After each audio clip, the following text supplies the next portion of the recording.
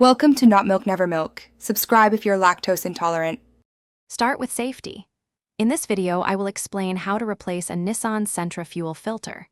Before you begin, ensure you have all your tools ready, including a new fuel filter, wrenches, and safety glasses.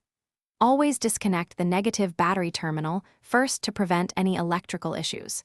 It's also crucial to relieve the fuel system pressure. This usually involves pulling a fuse or relay for a few seconds. Now, let's find that fuel filter. Depending on your Nissan Sentra model, it could be located near the fuel tank, often under the vehicle, or sometimes in the engine bay. Have a rag handy to catch any residual fuel that might spill.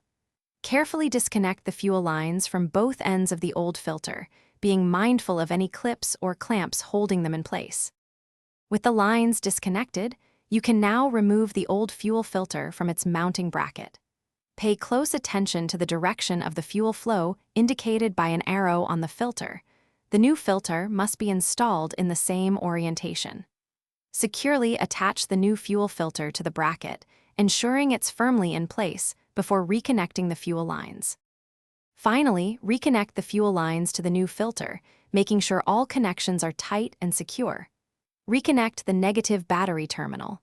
Before starting the engine, turn the ignition to the on position for about 5 seconds, then off, repeating this 3 or 4 times. This primes the fuel pump. Carefully check for any leaks around the new filter before starting your Nissan Sentra.